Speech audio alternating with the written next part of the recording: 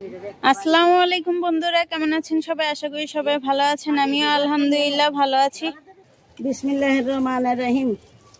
আজকে আপনাদেরকে দেখাবো আমি কিভাবে গাছ লাগাই, কিভাবে আমরা মাটি প্রস্তুত করি। এই যে দেখেন কোকোপিট এখানে, আর এখানে গোবর আর মাটি মিক্স করা, আর এই যে দেখেন এগুলা কোকোপিট।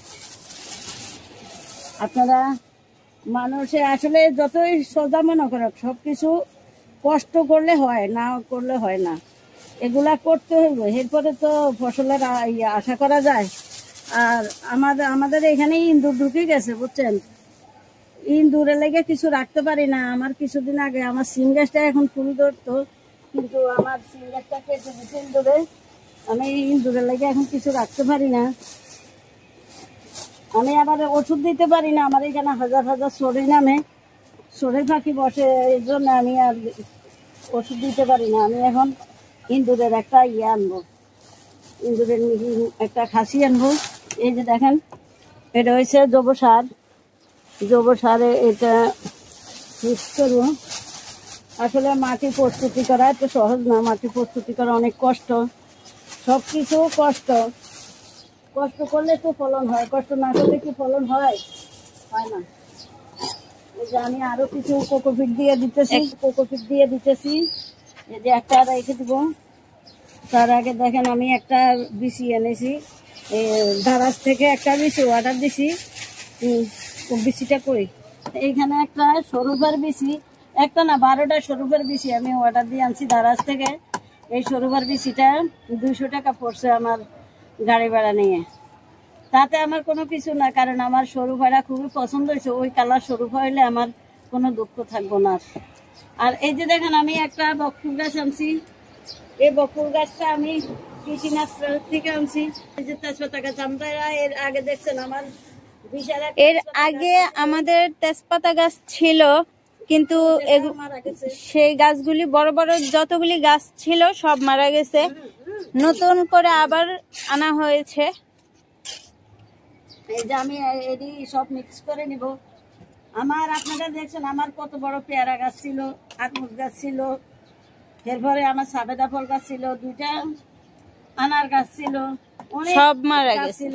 কিন্তু আমার একটা বড় গাছও নাই এখন।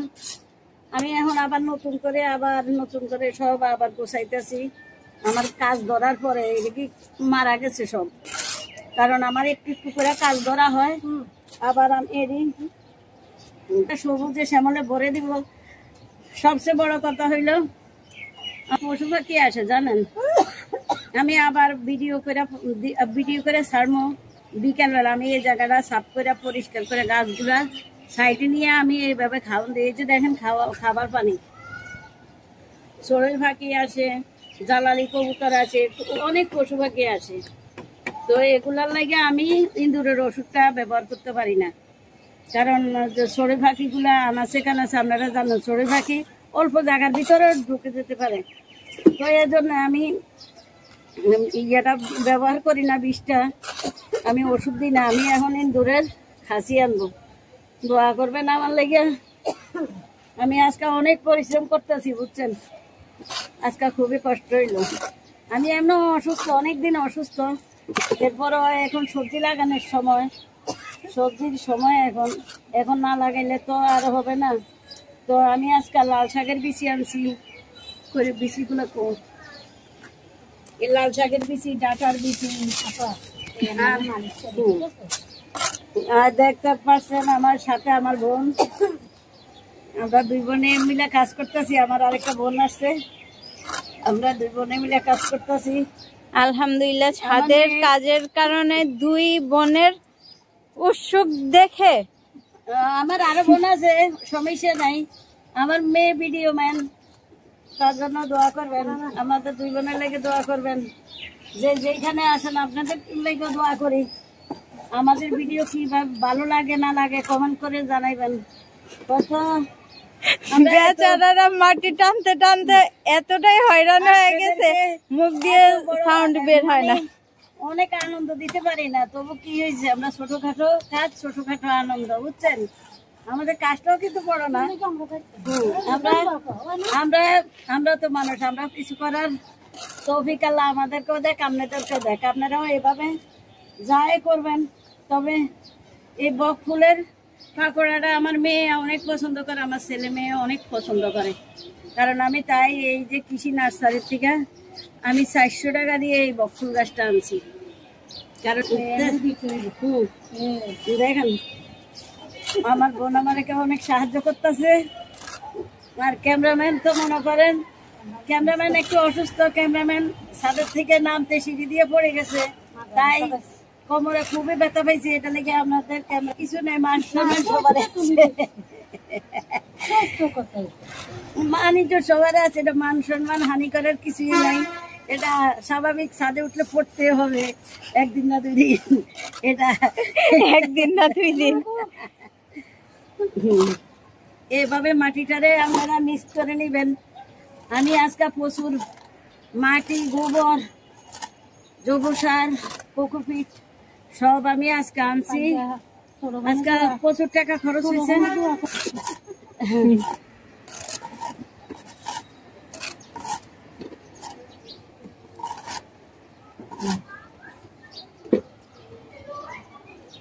মাশাআল্লাহ, এই ওনাদের 2 বোনকে যদি খেতে ছাইড়া দেওয়া যাইতো তাইলে আর কোনো টেনশন ছিল না। সমস্যা নাই, আমরা চাষাবাদী, ছাদের উপরে গ্রো ব্যাগে ধান লাগাই দিব, অসুবিধা নাই। সরোজ বাকি খাবে আর আপনারা দেখে আনন্দ পাবেন।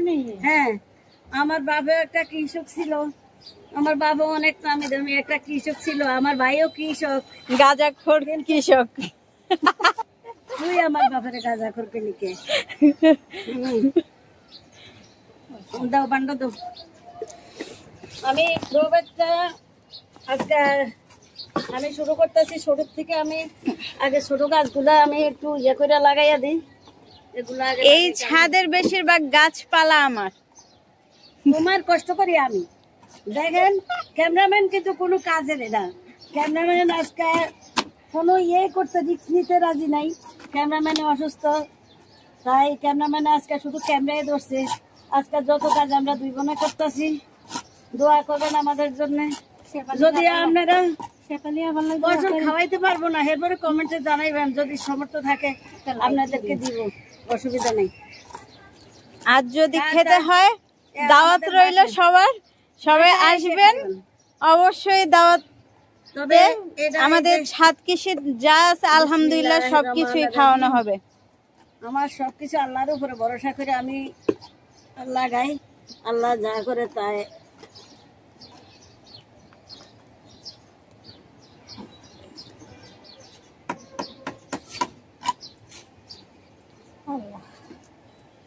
চেষ্টা করলে আসলে অনেক কিছুই করা যায়।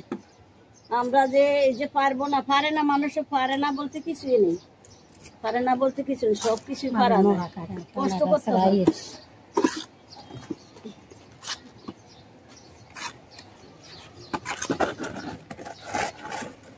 এই যে দেখেন এলোভেরা গুলা আপনাকে ক্যামেরাম্যানের জন্য লাগাই, তার আবার এগুলা খুবই পছন্দ।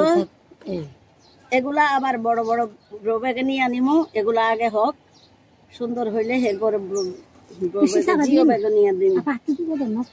বেশি দাবা আর কই দিবে।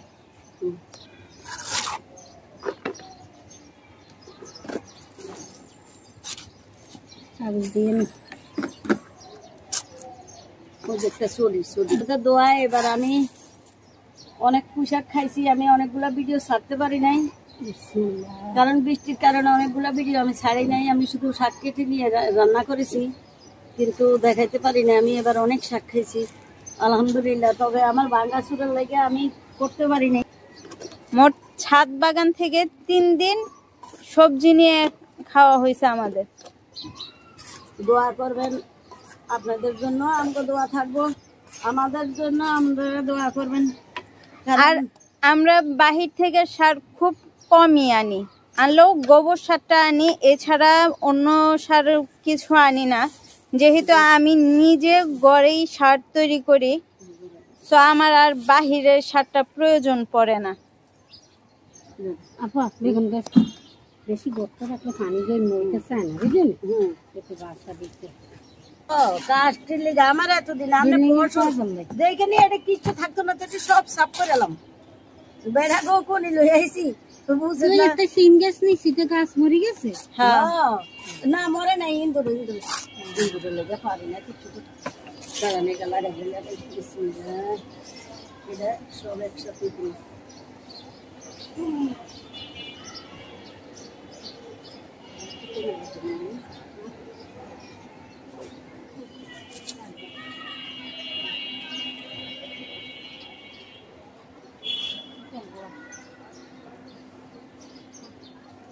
আমার আপা কিন্তু গাছের কুচড়াটা আমার ভাইয়ে কামড় দিলে